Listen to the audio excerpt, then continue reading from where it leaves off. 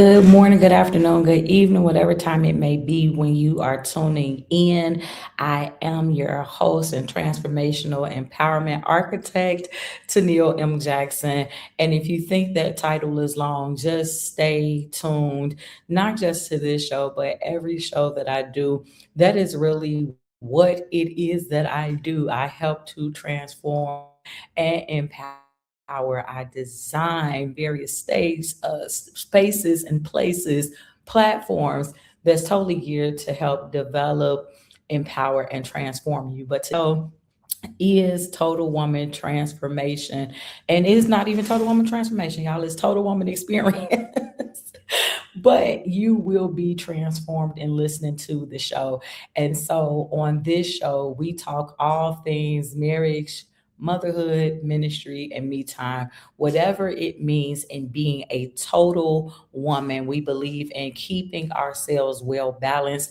And so if you are not living in balance, if you feel that you are imbalanced, then this is definitely the show for you. So tag your mom, tag your sister, tag your daughter, tag your niece, tag your friend, and let her know that Total Woman Experience is on. And so today, this week, so the first week of the month, we will be talking marriage. And so, whether you are currently married, you desire to be married, maybe once upon a time you were married and you no longer are, whether it's because you are divorced or widowed, these first Thursdays, these topics will be for you. These are your platforms in which you can engage. And so I do encourage you to do just that. Feel free to engage in the questions. If ever there is a question that you have, put it in the comments. If there's something that I'm saying that you like, that you enjoy, then make sure that you let me know that as well. So I am broadcasting live from Facebook, LinkedIn, as well as YouTube. So to everyone who is listening now or who will tune in, thank you very much for doing so. Today's topic is one thing I wish someone told me before I got married.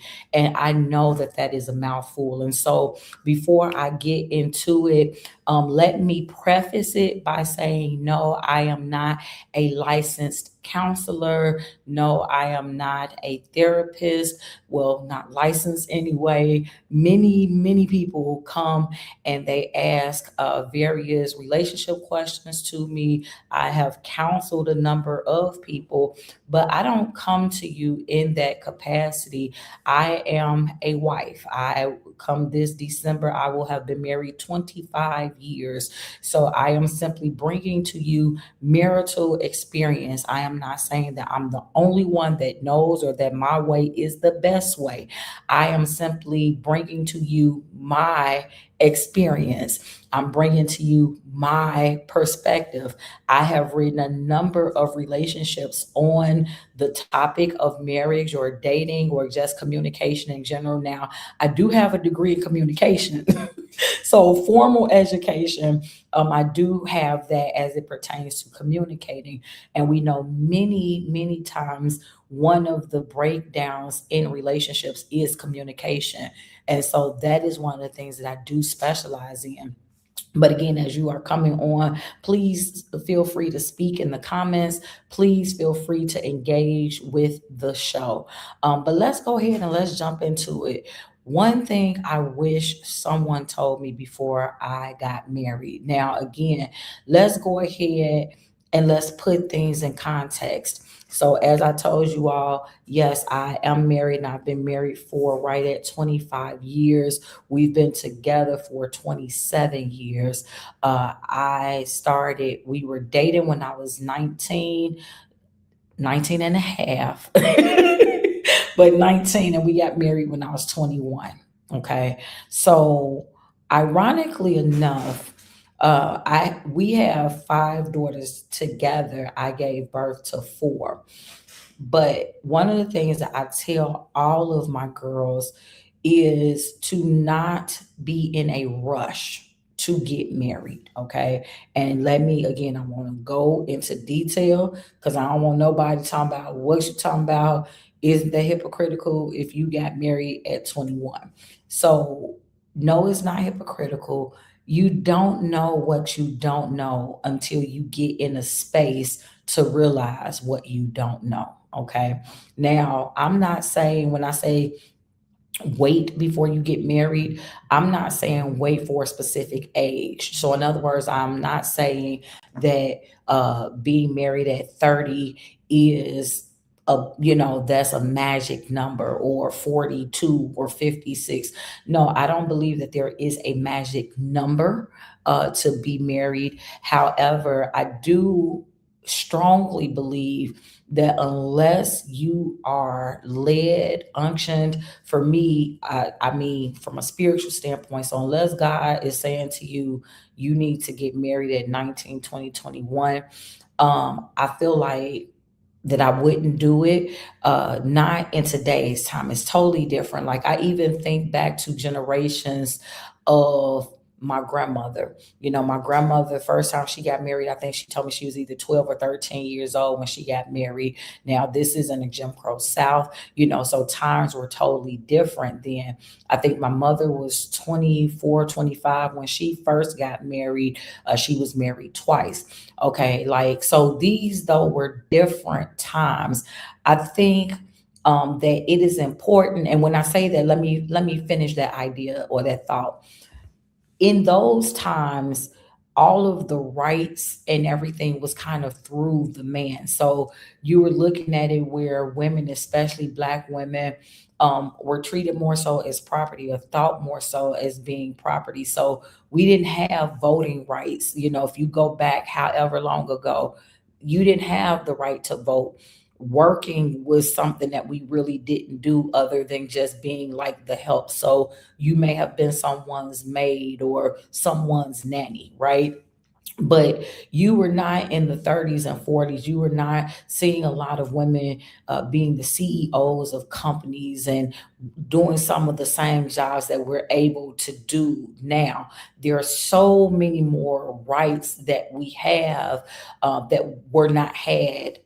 Third, I don't know if I want to go back 30, maybe 50 plus years ago, right? So when women got married, they were dependent upon the incomes of their spouses. They were dependent upon the direction. And again, I'm not saying that all marriages were solely business arrangements, but I am saying that there were some that were treated as that, like back in the day where there were arranged marriages. And I know in some parts of the world, there still are arranged marriages. But the point that I'm making is that when you get married extremely young, um, there are parts of your life that you are sacrificing or could potentially be sacrificing. And again, it's so many factors that weigh into this. Everybody's situation is totally different. And so that's why I say that I cannot say this with certainty that it is across the board or this is universal advice. But I would definitely say, for the purposes of today's topic, one thing I wish someone would have told me before getting married was not to rush. My circumstances even were totally different. Whereas when I started dating my then boyfriend, I've always believed in um, I would say equality, meaning what's good for the goose is good for the gander, right? Meaning, you're not going to have me totally committed to you, but you out here with 15 other people. No, like, we are either exclusive or we are not. It's not I'm exclusive to you, but you are being with everybody. I never believed in that. And so when I started dating my then boyfriend, I let him know very early on that I am not going to be a 5 or 10 year girlfriend. That is not me. It is not what I desire. And again, there's no shade to anybody who believes in long term situationships. And yes, I use that phrase as opposed to um, deeper relationships, because really it's really simple. If you're not married, then you're not married. You know what I mean? Like it's not a complicated thought. You're either married or you're not. I don't care what all else you put into it. You're either married or you're not. And so I let him know. And one of the reasons why I felt the need to say that out loud was because he was getting out of a 10-year relationship. And I want to let him know from jump because, again, I've always been one who communicated well, okay? And I was always explicit. I'm not gonna be this way with you today, and then tomorrow I'm doing or saying something totally different. So for me, it was hold on one quick second, guys.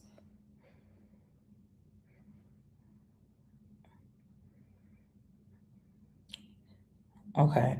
Um, but for me, it was always just being fair and being honest in my feelings. And so if I know that I don't want to be a 10-year girlfriend, because there are some people who don't care. There are some people who are not looking to rush into marriage, but they just want to be with the same person forever. That is not my mentality. So I want to come in making sure that he understood this was not going to be that. Like, I don't know what the rules were for your previous relationship, but I want for you to understand where I am. So to me, I feel like coming out, explaining that at the beginning, that's just fair to be honest with a person so that way you can be on the same page, right? Okay. Now, all of that said to say, um, I was not necessarily on my own looking to be married. I don't think that I was looking to be married at 21, even though I told him at, 19, 20 that I was not going to be a 10-year girlfriend. I don't know that I naturally would have gotten married as young or as soon as I did. But what happened, again, this is my particular situation. What happened for me was, let me see. I got engaged. 2 weeks after I got engaged, I turned 21. 2 months after that, I got married. I'm sorry, 2 months after that, I graduated from college. And then 2 months after that, my mother told me that she believed that she had cancer. And I just had no clue where that came from. That was just very random. We had not had any prior conversations. So I was not understanding where that came from. But that was what she said. She's like, um, I believe I have cancer. And we had this whole conversation. And even when I asked her, she's like, well, I'm letting you know because your dad and your sister, I don't believe they can handle this. You're the only one that can handle it. And so, sure enough, 2 months after that, the entire family ends up getting called into the doctor's office to be told that not only did she have cancer, but she had stage 4 cancer and she only had 6 months left to live. So that was a whole lot of okay to have to deal with. And yeah, so it was her thing was she wanted to see me get married before she died. Okay. Now in my mind, and it's not that I didn't love, again, I love my then boyfriend. Obviously, I would not have agreed to marry him. Um, but everything just shifted for me at that point. Am I saying that it's right, that it's fair, that anything happened? Like looking back, it probably could have gone a whole nother way because when I got married, so we got married, I don't even know if it was 2 full months after we were in the doctor's office. So October, we got the diagnosis. We heard 6 months left to live, and December I was walking down the aisle. So I'm not saying that I wouldn't have gotten married, to my now husband. I'm not saying that we wouldn't have gotten married. Obviously, I had agreed to his proposal. I just don't know if it would have happened as soon as it did because looking at the timeline, it was about right at 8 months that lapsed from the time of engagement to the time of marriage, right?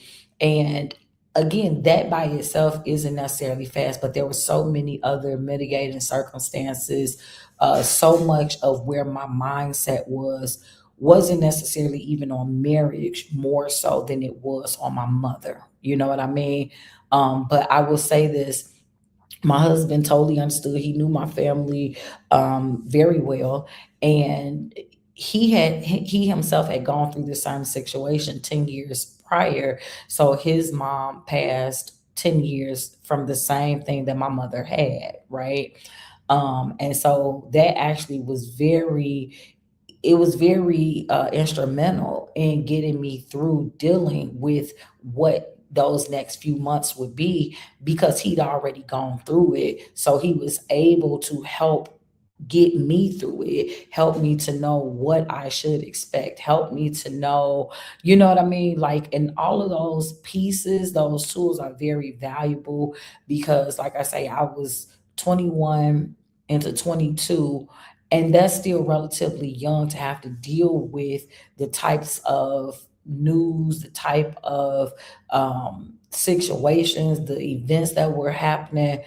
That's young relatively to have to deal with all of those things. So, in the midst of um, getting married at 21, becoming a mom, because again, he had already had a daughter. And then, a couple months after that, because we got married in December, New Year's Eve, my mom was like, "Oh, you gotta, I want to have some grandkids. I want to see grandkids before I go." And so, like a month or two later, I found out that I was pregnant, because I would say this, I was that daughter who, whatever my parents told me, whatever they mandated, that was just kind of what I did. And again, I'm not saying that that's right or wrong. I'm saying that's what it was. Like, it took out the guessing games, and it's so crazy how life works. Like, when we're younger, we're always saying, man, I can't wait to get older. I remember being little, can't wait till I was 13, 13, couldn't wait for 16, 16, couldn't wait for 18, 18, couldn't wait for 21, and it's always like that until you get to those ages, and especially once you get grown, because I moved out of my parents' home when I was 19. And then, like I say, so I've been on my own, taking care of myself since I was 19. But the point that I'm making is, it was still a thing where, if this was the path that my parents said they felt was best, well, I'll just take that path. I didn't necessarily think about what it was that I should do, because they'd already told me what to do. And in a way that makes life easier until they leave, right? Because once my mom passed, then I was really lost, because I spent my entire life not necessarily thinking for myself. Like, everything that I had done up to that point was simply just executing my parents' wishes. If they said, hey, we want for you to graduate from high school, then that's what we were doing. It wasn't anything other than graduating from high school. You should be valedictorian. Okay, well, we gonna work hard and we gonna become valedictorian. You should go to college. All right, you know what I mean? So it's like, all of those things. I want to see you get married. Okay, let's get married. I want to see you have a child. But once she passed away, and when she passed, I was still pregnant with my first daughter. Um, there was nobody to guide me the rest of that way. So now I'm lost, because for the first time, I'm really trying, and I'm not saying ever about everything. Obviously, I have a choice about, whether or not I chose to, say yes to the proposal. I had a choice over certain things, but I'm saying, just holistically, the first 20 years of my life was really just obeying my parents, and if I didn't obey them, then I knew that there was a consequence, but there was definitely a foundation in which to follow. And so I typically just followed that, because then you didn't have to think, you didn't have to figure things out on your own. And as you're growing up, you kind of learn that you have to have your own mind. And beyond that, sometimes your mindset may not be in agreement with that of your parents or that of your siblings or that of your significant other for that matter, but I think that it is important to have your own mindset, and you also have to learn how to have conversations about perspective, opinions, because everybody has one. And so, again, the point for me is just that when I got married, I at 22, I hadn't really experienced life at all, and uh, my husband and I, because now we're married, so he's not my boyfriend anymore, he's my husband. I don't know that we had the same priorities in marriage, okay? And I always tell people this: the Bible says, we always talk about being evenly yoked, right? And most people look at that differently. Most people think of, and I'll give a clear analogy. Most people look at being evenly yoked as, okay, well, we both gonna get a piece of paper. Write down what are 5 things that you think are important, or what's the most important 5 things for you, and we both write those down. And so as long as we both got the same things on our paper, then that means that we're evenly yoked. Not quite. Okay. And that was, I think, an eye-opening lesson for me, because I think we both valued the same things, but the priorities of said things were not the same in our early years. And so what does that mean? So that's basically like to say, okay, you might say, so on your paper, you might say, okay, well, I value marriage, I want to have a family one day. That's a high priority. So having children, say you're both believers, so going to church means a lot to me. Having children, spending time with my family, traveling, saving money. So I think that was 5 things, whatever. So both of you all may have those exact same things on your paper. But there is another question that should then be asked, which is, from 1 to 5, put them in order of importance to you. Because even if we both say that having children is important to us, right? Okay, if having children is my number one, but having children is your number 5, then guess what? Whatever we prioritize is what it is that we're working on. And so if we have not had a clear conversation where we're saying, okay, we did talk, we do understand that we value the same things, but I need to see, what do you value most, right? Because everybody is not always able to move in that space. Because if, go back to the example, if I said for me, number one is having children, and you said for you having children is number 5, then even when we move, you know what I mean? We ain't gonna be moving the same, because when we're together, I'm not gonna care nothing about using protection, because in my mind, we're trying to have kids. For you, you're going to want to have protection because you ain't trying to have kids. So now it's like, well, if we marry, then what difference does it make? Well, I don't want kids yet, but I did want kids, but I thought we agreed on having kids. You do both want kids, just not at the same time. So this is why knowing the priorities, you both may value family, extended family. But just because we both value family does not mean that that looks the same way. Without communication, me saying that I value family may look like, or may mean that I do believe that extended family is important, or I do enjoy spending time with my extended family. To you, saying that extended family is something you value might mean, okay, I want for them to live with us, or I want to see them every day, or I want to be there all the time. You see how that's not quite the same thing? And so, being, I feel like when you're young, And if you haven't had the chance to experience life yet, and you then get married, you have to be very, very, very careful and very certain that the person that you are marrying has not just the same values, but the same priorities of said values. Because if they don't, one thing is for certain and two things for sure. Time is going to pass no matter what. You hear what I'm saying? And so if you got number one and your host is on pause because you steadily waiting for number one to come around, but your number one is his number five, or his number one is your number five, y'all not working on the same thing at the same time.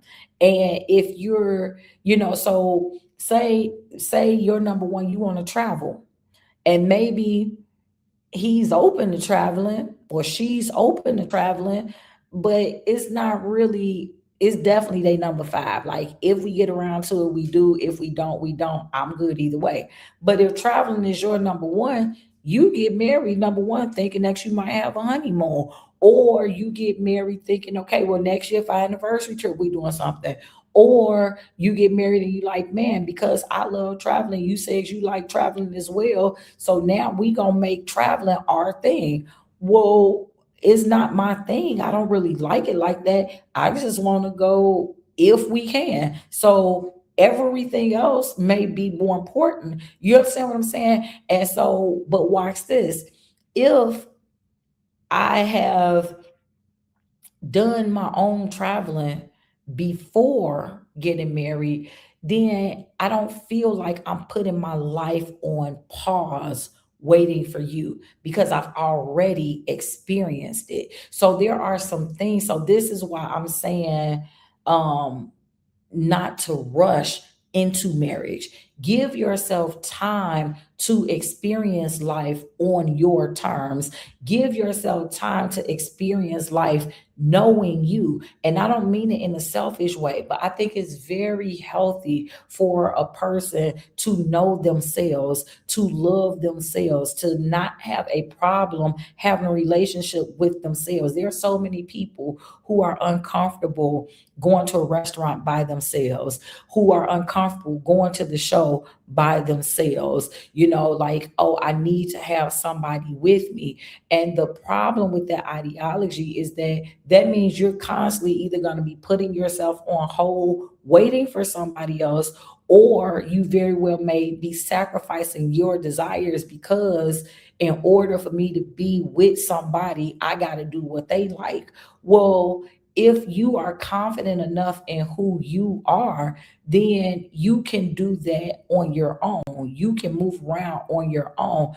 And with the type of world that we live in, guaranteed there's going to be somebody. If you decide to travel, say you go to, I don't know, Vegas, somebody will be at Vegas. And I'm not saying you gotta do nothing trifling or ratchet or anything like that, but you don't have to feel like, well, unless I go with somebody, I'll be by myself. You may get there by yourself, but that doesn't mean that you won't find somebody that you can talk to while you go get a massage or you go to dinner or whatever. And again, I don't mean you're winding up in a bed with somebody else, but you just having somebody that you can talk to. You see what I'm saying?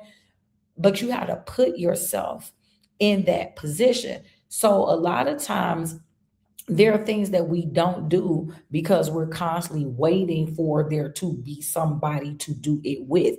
And so if when you get married, you have not had your own experiences, then many times you are putting all of that responsibility on somebody else's shoulders. And so now every time you don't go on that trip, every time this vacation gets passed up, now there becomes a resentment because it's like, I'm waiting to live with you, or I'm waiting for you to value living with me. Versus if I did it on my own, then it's good because I already got that void filled. You see what I'm saying? So we look at it totally different. But for those of you who are just now tuning in, I am your host, and transformational empowerment architect Tennille M. Jackson. And today's Total Woman Experience, we are delving into one thing I wish someone told me before I got married. And so I appreciate everybody who is tuning in or who will tune in. And what I do ask is that if you are not already connected with me on social media, please do so. Please connect with me, whether it be Facebook, Instagram, LinkedIn, TikTok, and YouTube. You can find me at my name is Tennille. And then you can even go to my website, which is mynameistennille.com, to find out more about what it is that I do, more about the spaces and places that I design to help develop, empower, and transform, whether it is APS for creators, whether it's PACES for my faith walkers, the reset room for those who are looking to reset their lives, or even I'm glad to be a woman, my community for women. There are multiple communities that I designed just for you. And in fact, right now, we are running a special where you can join all four communities. That's right. You get to have all four experiences for just $39 a month. And that gives you access to each community's monthly meetings. You also have each community has their own podcast, their own merchandise, and their own events, and you get access to all of those things. So again, feel free to go to the website. My name is Tennille.com, and you can look at that information as well as sign up today. And so I definitely want to encourage you guys to do that.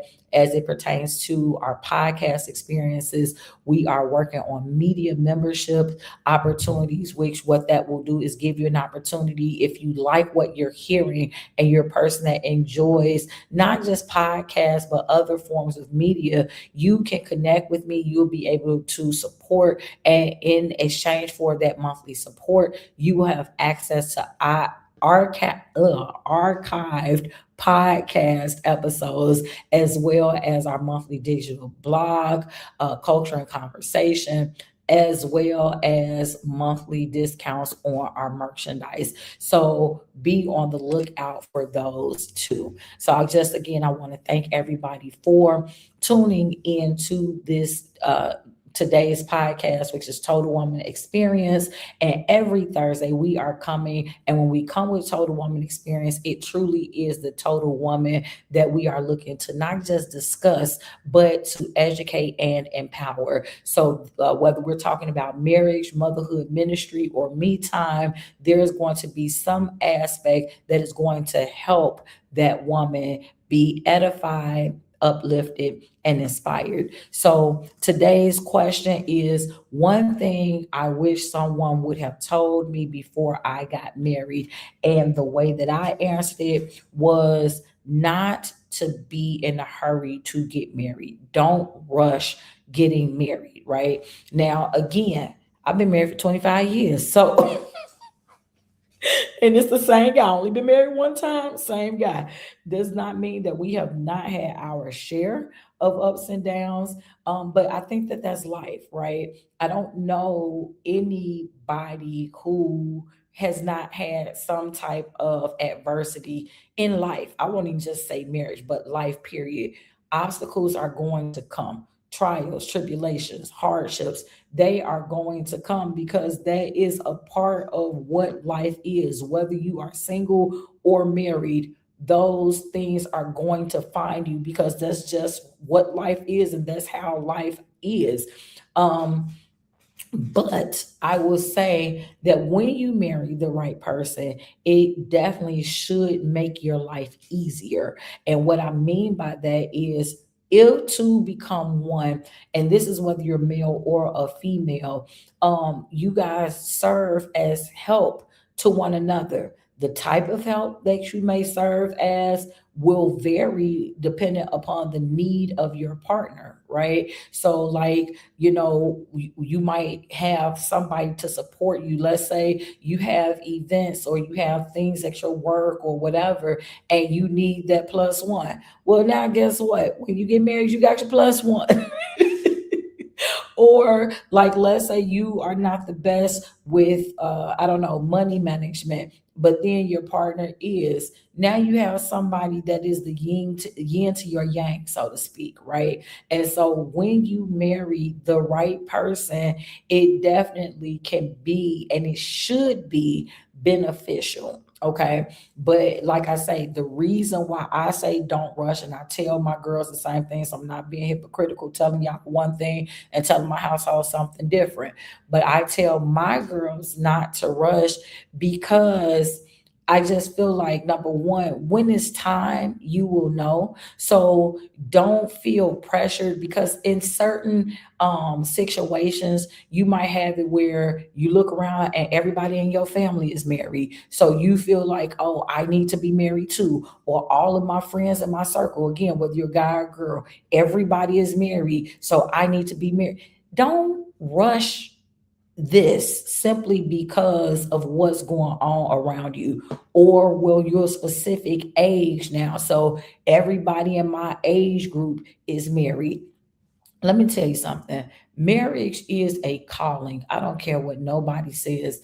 Marriage is a calling. From a biblical perspective, it is not something that everybody is called to. When you think back to the Apostle Paul, and now I'm not going to turn this into a Bible class, but Paul was not married and he did not desire to be married. He talked about, how valuable marriage can be, but when done properly, right? And if you felt that you were called to be married, then go ahead and get married and do that, because he advises it's better to marry than to burn. So in other words, don't be out here with everybody that you see. Like, make sure that you do it and you do it right, right? But everybody is not called to be married, and that's okay. And that's the other thing I think is also necessary, to be comfortable with knowing what your calling is, to know whether or not you are called to marriage, or if you're simply called to be on your own and operate in purpose that way, right? Like, it doesn't mean that you're a failure because you're not called to marriage. It doesn't mean you're antisocial or something wrong with you. And like I say, sometimes, whether it's society at large, whether it's our family specifically, or our friend circle, there may be pressure there. Oh, well, you need to get married. All of us are married. What are you waiting for to get married? Well, sometimes the answer is, I don't want to get married. You know what I mean? So this is one of the reasons as well why I'm saying not to rush. So you want to get to know you, get to know whether or not do you actually want to be married, or are you trying to satisfy somebody else by getting married? Because the reality is, aside from yourself, the only person that you really should be looking to please and get married is God. Like, if you believe that God has called you to this walk, because when I tell you, baby, marriage is a job, it is not all peaches and cream, right?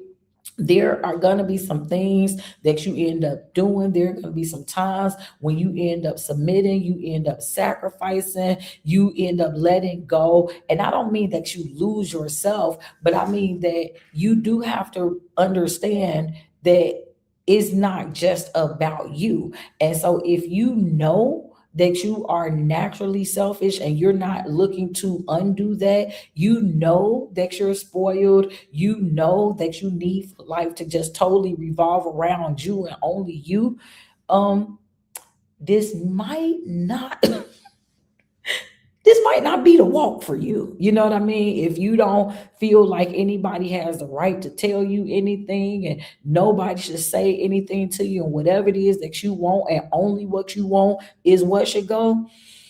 mm, I'm not telling you not to get married. I'm just telling you, that's just not how it works. And so, like I say, I'm not telling you, when I tell you not to rush, that is not me telling you not to get married. That is me telling you to, number one, make sure that you are in tune with yourself. Make sure This is not a decision that you are going to regret. Make sure that you enter it with as much information as possible. Not living it for somebody else, not doing what other people, because other people will sex you up too. They want to live vicariously through you, but you're the one who actually has to live it day in and day out if you decide to stay committed to it. You know what I mean? And before somebody come and check me, I already know that you're gonna say, because I said if you decide. Well, because listen, regardless of what the vows say, for better, for worse, till death do you part, everybody does not choose to stay committed and stay. Everybody doesn't choose to honor said vow. So that's another show for another day, but y'all get the point that I'm making.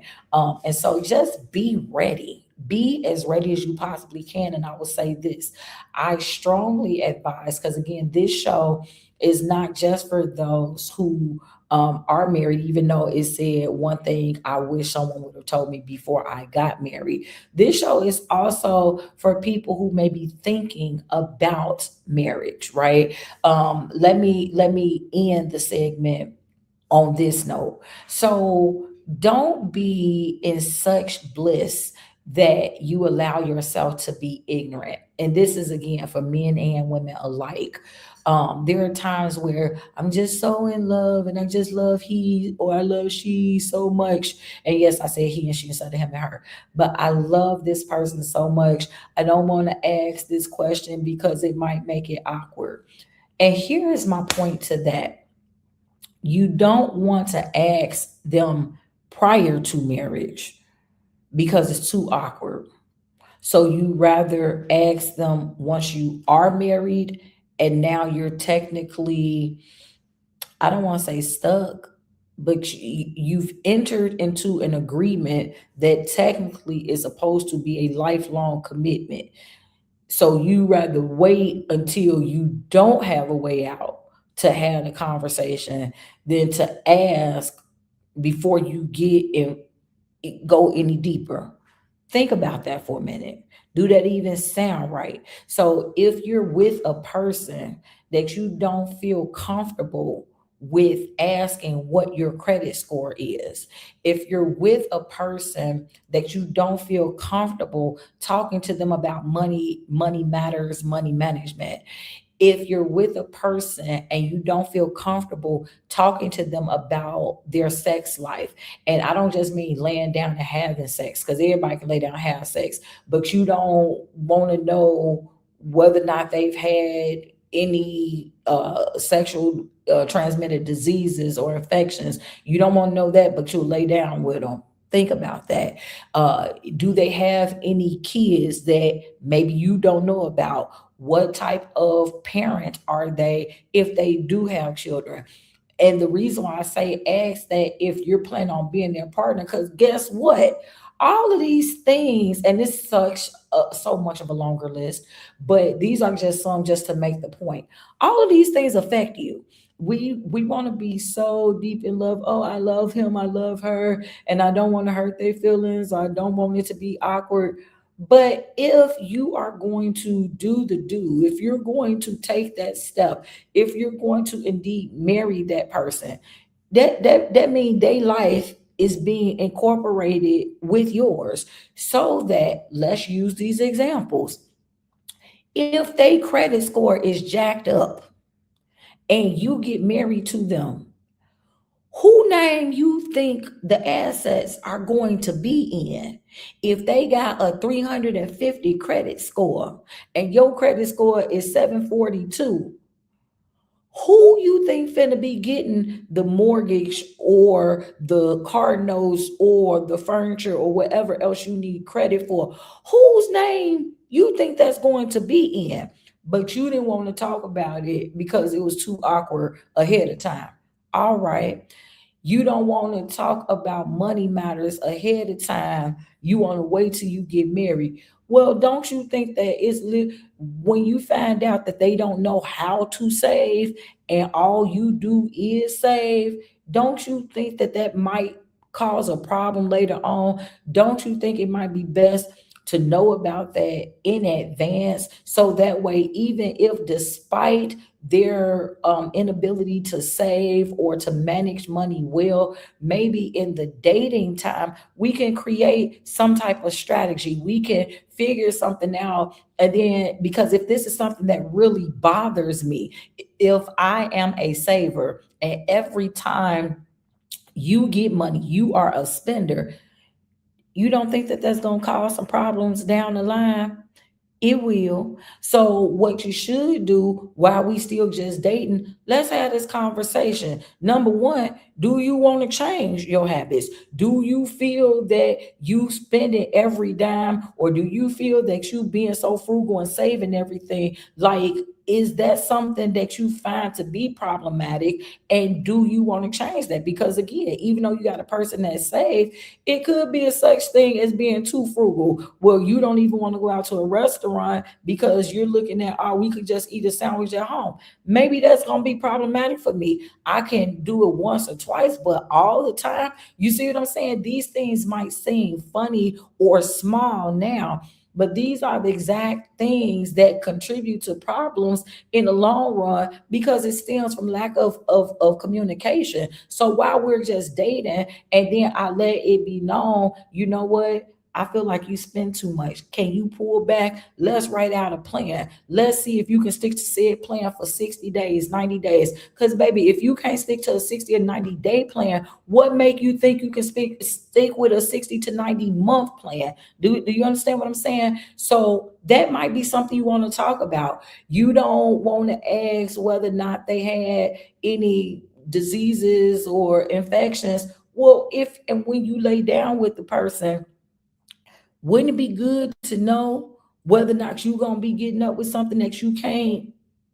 Never mind, let's move on. You don't want to talk about whether or not they got other kids. Well, why not? And listen, I'm not just talking to women when I say this, because there are women who have children and they end up giving them to their parents, or they give them up for adoption for whatever the reason may be.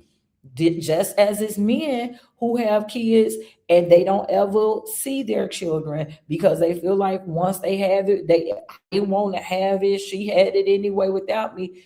Here's the reason why you won't know that.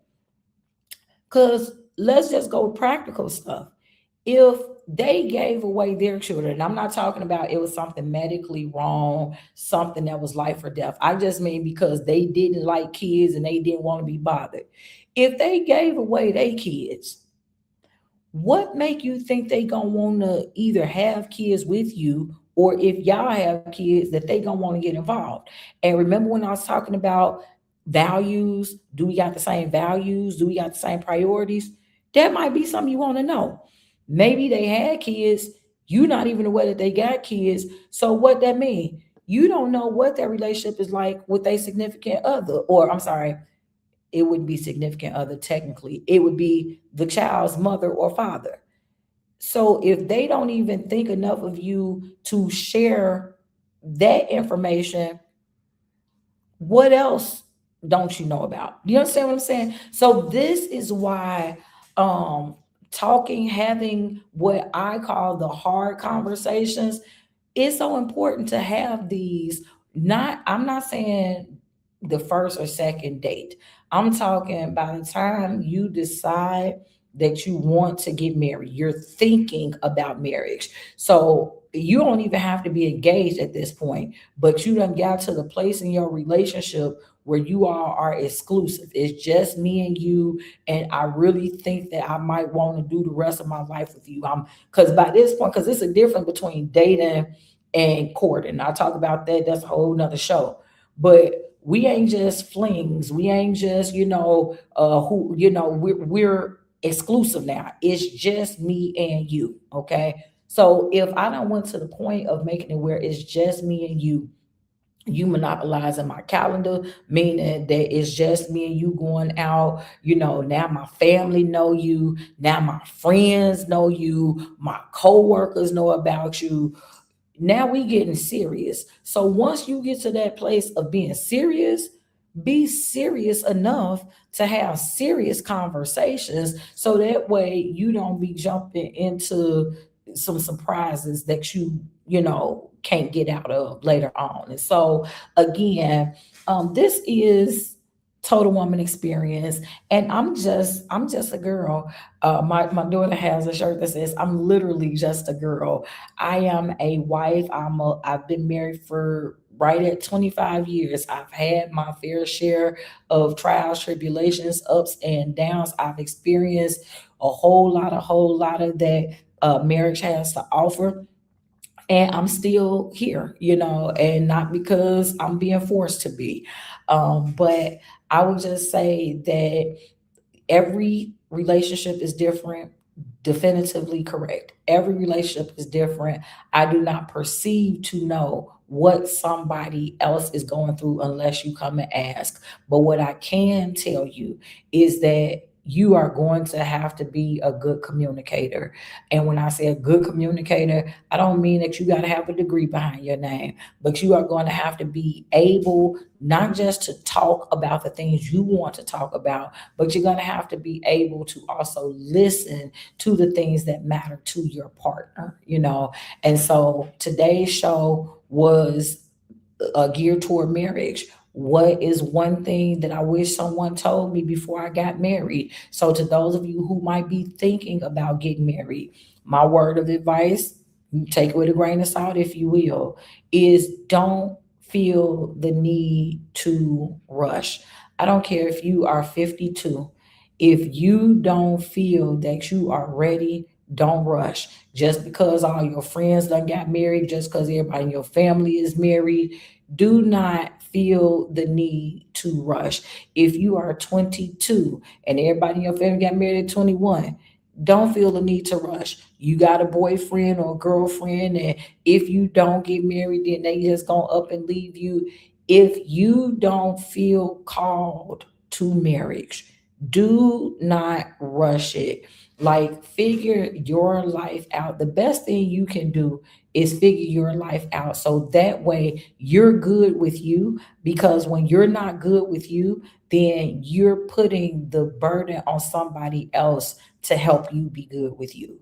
And it's for you. Like, happiness is a personal choice. So you can't charge somebody else to make you happy. That's something that you have to choose to do and work through it every day. And so, if you are choosing this life, if you are wanting to become somebody's partner, then just make sure you're ready.